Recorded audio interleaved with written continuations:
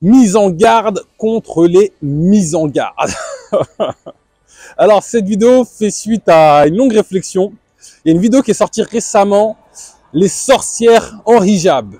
C'est une vidéo qui dénonce certaines visions du monde de certaines femmes qui osent porter un hijab et partager des rituels, d'autres confessions, d'autres visions du monde qui sont dits comme étant d'autres visions du monde, parce qu'en vrai, ça c'est juste un point de vue. Et donc, en gros, elles se sont fait allumer, tirer par balle par cette vidéo. Et donc, cette vidéo a fait un gros bruit sur mon groupe Telegram. D'ailleurs, si t'es pas dans mon groupe Telegram, je t'invite à le rejoindre. Le lien est dans les commentaires. J'ai beaucoup hésité avant de faire cette vidéo parce que je me suis dit que je n'ai pas envie de rentrer dans ce genre de truc. Mais en même temps, il y a un truc qui m'a inspiré. C'est que une parole que j'ai vue dans un groupe disait ceci. Le mensonge prospère parce que les détenteurs de la vérité ont donné leur langue au mensonge. Et donc, je me suis dit que je me dois d'être aussi un témoin de la vérité. Présenter.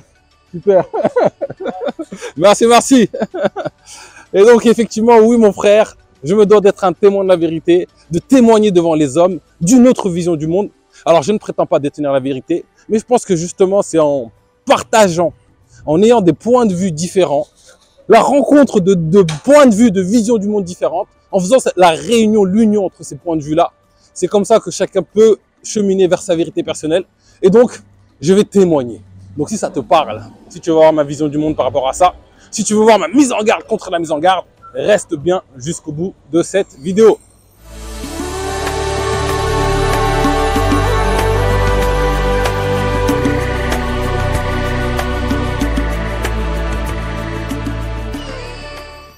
Bonjour, bienvenue dans Enquête spirituelle, la première chaîne qui traite en profondeur des réalités spirituelles. Je m'appelle Bakar Niakaté et ici je te parle de connaissance de soi et du divin, car c'est en s'éveillant sur ces questions que nous, l'humanité, nous allons bâtir un monde meilleur et nous rapprocher de Dieu. Donc si toi aussi tu veux t'éveiller spirituellement, deux choses à faire. La première, tu t'abonnes à la chaîne, active la cloche pour être sûr de ne pas rater les vidéos puissantes comme celle-ci que j'y partage chaque semaine. Et deux, va dans la barre de description et accède gratuitement au premier module du programme CSU. C'est un programme ultra puissant, conscience de soi universelle, qui te fera gagner minimum 10 ans de cheminement spirituel. Ça étant dit, rentrons maintenant dans le vif du sujet. Alors, cette vidéo est sortie il y a quelques jours. Les sorcières en hijab. Parce que, en fait, si tu portes un hijab, tu dois croire et tu dois vivre d'une façon spécifique, dictée par... alors, laisse-moi chercher. Qui décide d'ailleurs de comment doivent vivre les personnes en hijab? Est-ce que c'est un mec qui a décidé de ça il y a 1000 ans? Ou est-ce qu'il y a un conseil de sages qui se réunissent chaque année, qui disent, bah en fait, quand tu portes le hijab, tu dois penser comme ça, tu dois marcher comme ça, et tu dois avoir tel rite et pas d'autre. Et ça, c'est aussi valable pour la question de l'islam. Je me dis musulman. Alors, j'ai une vision particulière de ce qu'est l'islam. D'ailleurs, si tu veux savoir ce que moi j'en pense, pourquoi je me dis musulman et je parle à toutes les spiritualités en même temps, je t'invite à regarder ma vidéo sur qui sont les vrais musulmans, ou je sais plus c'est quoi le titre exactement, la vérité sur l'islam et les musulmans, je crois que c'est ça le titre. Je t'invite à aller la voir, tu verras ma vision de qu'est-ce que l'islam. Selon certains humains, peut-être que je suis pas musulman, je me dis musulman. Alors, si vous êtes assez puissant et fort, osez me sortir de l'islam. Bon, rentrons un peu plus dans le vif du sujet. Alors, cette vidéo dénonce pas mal de choses, parce que, voilà, certaines femmes ont une vision du monde différente, c'est-à-dire qu'elles vont parler aux esprits, elles vont parler au monde de l'invisible, elles vont parler des chakras, elles vont faire des constellations familiales, elles ne vont pas avoir de diplôme. Merde alors. Merde alors. Et donc, du coup, bah... tais-toi en fait. Tais-toi, il n'y a qu'une seule façon de vivre la spiritualité. Et donc, je me suis dit que je me dois d'y répondre parce que quand même, ça fait des dégâts. Ça fait des dégâts dans le sens où, moi, je vais peut-être faire une constellation familiale et ça va me faire me libérer un truc en moi. Et donc, si je regarde cette vidéo et que j'ai pas une présence d'esprit de distance, eh ben, je vais arrêter de faire ce qui me fait du bien. ce qui me permet de m'équilibrer, ce qui me permet d'aller mieux. Alors, je ne dis pas que dans toutes les pratiques qu'on peut voir, que ce soit dans l'islam ou par ces femmes ou par autres, tout est tout beau, tout rose. C'est pas blanc-noir en fait. Il peut y avoir du bien, comme il peut y avoir du mal. Je pense qu'il faut pas tout jeter à la poubelle. Chaque personne a sa sensibilité. Un truc qui marche pour moi ne peut ne pas marcher pour mon voisin. Peut-être que dans ce que je partage, il y a une partie de juste et une partie de merde. À chacun de faire le tri, mais d'avoir une pensée binaire comme ça, je pense que c'est un problème. Ça divise. Et donc, quand on parle de religion, tu vois, religion, c'est relier. Spiritualité, c'est un moyen de relier les âmes.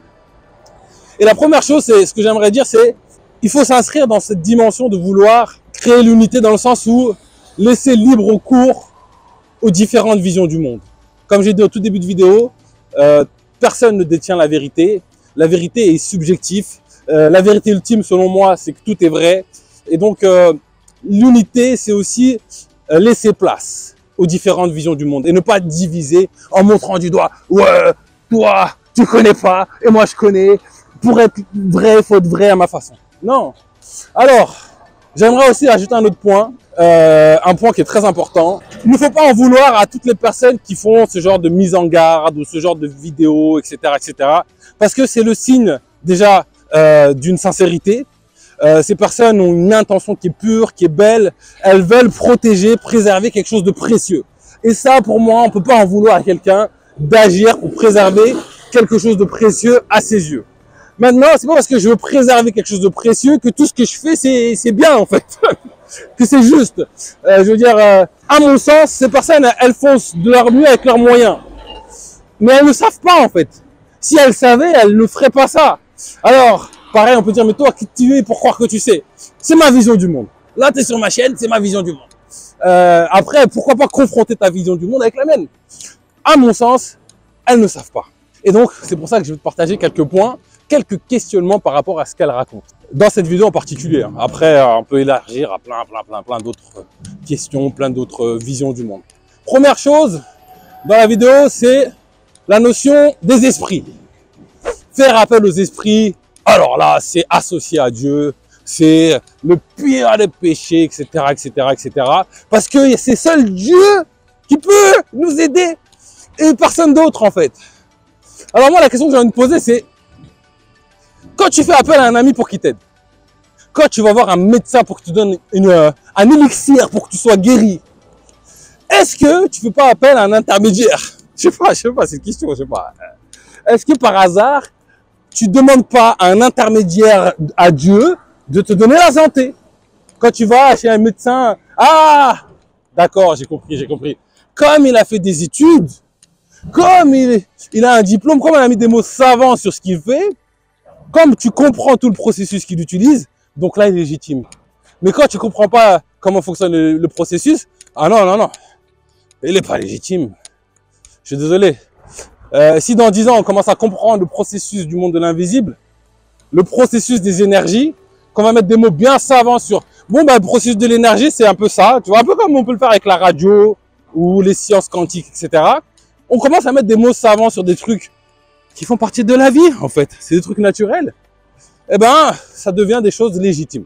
Si c'est de l'association que de faire appel à un ami, à un médecin ou à un professeur pour acquérir quelque chose, apprendre, guérir ou autre, alors c'est aussi de l'association de le faire dans le monde de l'invisible. Et donc, pourquoi donner plus de valeur, de crédit aux êtres visibles qu'aux êtres de l'invisible? S'il est illégitime de demander aux êtres de l'invisible, il est aussi illégitime de demander de l'aide aux êtres visibles. Si c'est de l'association que de demander de l'aide aux êtres de l'invisible, c'est aussi de l'association que de demander de l'aide aux êtres visibles. Ça n'a pas de sens. Ça n'a pas de sens. Donc maintenant qu'on a rétabli un peu tout ça, l'idée ici, c'est d'honorer l'unicité divine. Tout est le fait de Dieu. Absolument tout. Il n'y a rien qui n'est pas le fait de Dieu. C'est-à-dire que même si demain je décide de mettre mes chaussettes, c'est par la volonté de Dieu. Si je décide d'aller d'un point A à un point B et que je prends l'avion, ok, j'utilise l'avion, mais c'est la volonté de Dieu. Et donc, à partir du moment où tu as conscience que ce que tu fais est la volonté de Dieu, Utiliser la création, les créatures, comme levier d'aller d'un point A à un point B, ce n'est pas de l'association, mon ami. Tu peux l'appeler comme tu veux, ce n'est pas de l'association. Si pour toi c'est de l'association, ne demande plus d'aide à personne. On va passer à un autre point. Le monde de l'invisible. Comme je ne le vois pas, bah, c'est forcément maléfique. En fait, comme je ne le comprends pas, que je suis aveugle à tout ça, ça peut être que maléfique. Et donc, ça part d'une bonne intention quand même. Je veux tellement me protéger d'aller en enfer, me protéger de m'éloigner du divin, que je fais du surplace. C'est-à-dire que je me cantonne seulement à ce que je crois être sûr. Et donc, moi, ce que je vois souvent, c'est que les humains, par quête du divin, par envie de bien faire les choses, vont prendre un maximum de précautions. Et en fait, vont ne plus prendre aucun risque. Effectivement, le fait de sortir de chez toi, c'est que tu prends un risque. Rester chez soi, c'est aussi pourrir sur place, quelque part. Alors, c'est une vision du monde.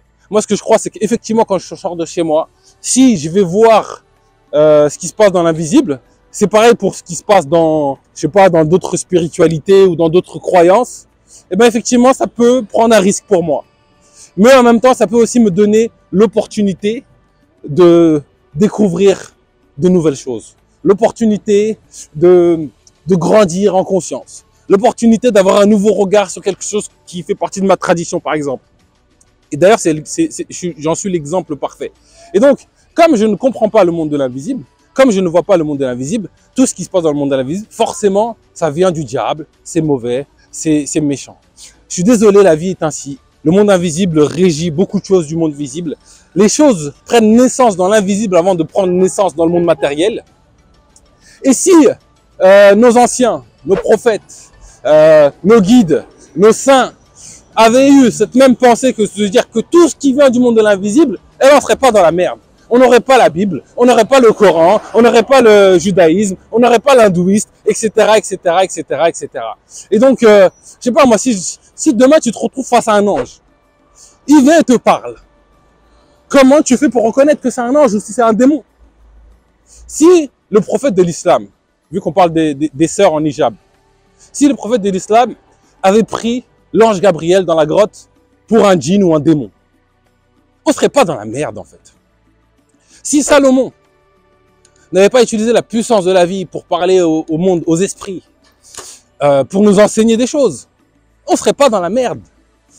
Alors, c'est pas parce que certaines âmes ne voient pas le monde de l'invisible, ne comprennent pas le monde de l'invisible, qu'il faut jeter toutes les personnes qui ont une vision de ce monde-là, qui savent utiliser ce monde-là, plus ou moins bien en fonction des personnes, à la poubelle.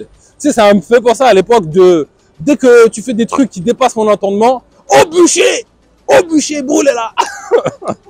Ça me fait rire, mais ça me fait rire comme ça ne me fait pas rire. Le monde de l'invisible, c'est quelque chose qui est là. Effectivement, dans le monde de l'invisible, il y a des créatures bénéfiques comme des créatures maléfiques. Pour autant, est-ce qu'il faut jeter à la poubelle tout ce qui se passe dans le monde de l'invisible? Si tu veux pas prendre de risques, effectivement, reste chez toi. Si tu veux te couper du monde, effectivement aussi, reste chez toi. Moi, je prends le risque d'explorer ce monde-là, auquel je noue une relation de plus en plus grande. Et ça m'aide dans mon cheminement de vie. Ça m'aide dans mon cheminement de vie. Qu'est-ce que tu veux que je te dise? Ça m'aide. Ça m'aide. Alors, poursuivons. Il y avait quoi encore comme élément dans cette vidéo? Il y avait l'élément autour des rituels. Les rituels que on utilise, emprunter des rituels à d'autres traditions, etc., etc. Alors, la seule manière de vivre l'islam, de vivre la religion, c'est de la vivre à la façon dictée par des hommes anciens, qu'on a dit. Enfin bref, tout ça, c'est le discours qu'on entend. Et donc, s'ouvrir à d'autres rituels, déjà utiliser des rituels qui sont peu connus, c'est bizarre. Moi, je suis désolé, peu importe la spiritualité, que ce soit l'islam, le judaïsme, l'hindouisme, etc., il n'y a que des rituels. Tu vois, les rites, la sorcellerie quelque part, alors magie blanche, magie noire, si on utilise des mots, des gestes, de la symbolique pour passer d'un état de conscience à un autre, pour effectuer des transformations dans sa vie. Et donc, si moi je suis un extraterrestre, je viens sur Terre, je regarde l'islam, les musulmans. Avant de sortir de chez eux, rituel. 5 fois par jour, rituel, mouvement, incantation. Est-ce que je ne veux pas dire qu'ils font de la magie noire? Est-ce que je ne veux pas dire que, attends, mais ça c'est de la sorcellerie? Ils font des gestes bizarres. Ils se baissent, ils lèvent la main au ciel. Ils disent ils parlent de langue ancienne. Nous, on ne connaît pas ça, nous. Non. Je suis désolé. Le rituel aide à passer d'un état à un autre. Le rituel est un bon moyen de créer des transformations dans sa vie, d'évoluer en conscience, de parler au divin, de se reconnecter à son soi intérieur. Et donc, pour moi, il n'y a pas de monopole de rituel. Si un rituel me fait du bien, j'utilise. S'il ne me fait pas du bien, je ne l'utilise pas. Tu vois, si je me lève le matin et que je me dis, aujourd'hui, je vais passer une excellente journée, super. Si ce rituel me fait du bien, il me fait du bien. C'est pas parce qu'il n'est pas inscrit dans un livre qui a 5000 ans que je vais m'interdire de l'utiliser. Si tu veux t'en interdire, interdis-toi-en. Mais n'interdis pas à toute la planète de le faire. Rituel. Les rituels, c'est un bon moyen. C'est des super outils. Et donc, pour moi, c'est une richesse d'expérience que d'explorer les rituels. D'explorer, même si on comprend pas, même si, tu vois, peut-être que toi, tu comprends pas, ça n'a pas de sens pour toi, etc. C'est très bien. Mais peut-être qu'il y a des âmes pour qui ça peut faire du bien. Ça peut les élever en conscience. Ça peut les faire grandir. Faut-il jeter tout ça à la poubelle? Moi, je dis que nenni, foutaise, zéro.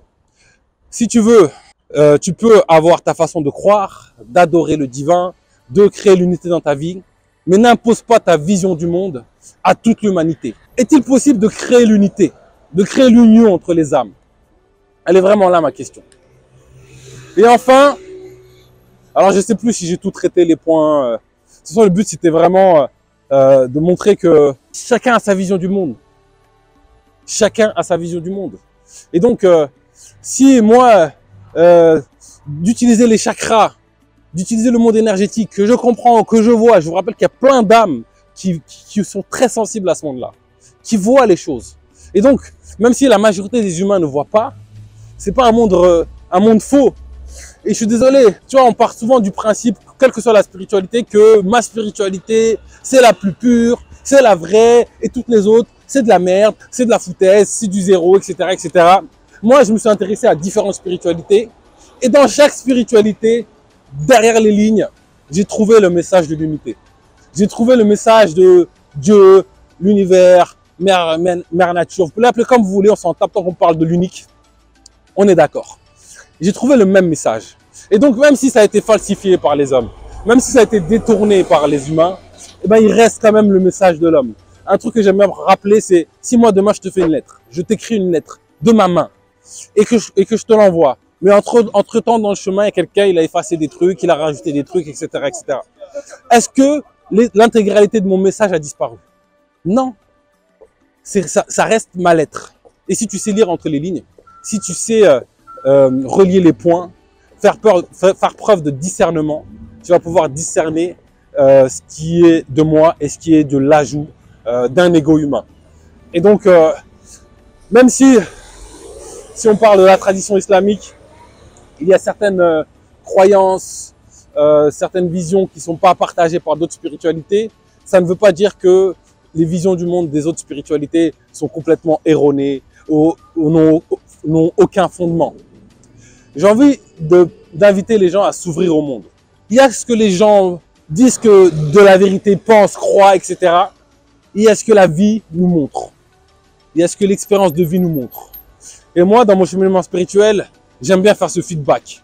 Parce que les textes saints, les écrits, c'est une source qui est magnifique, puissante, qui nous aide à évoluer, quelle que soit la spiritualité, la religion. Mais la vie, c'est la source véritable, la plus pure.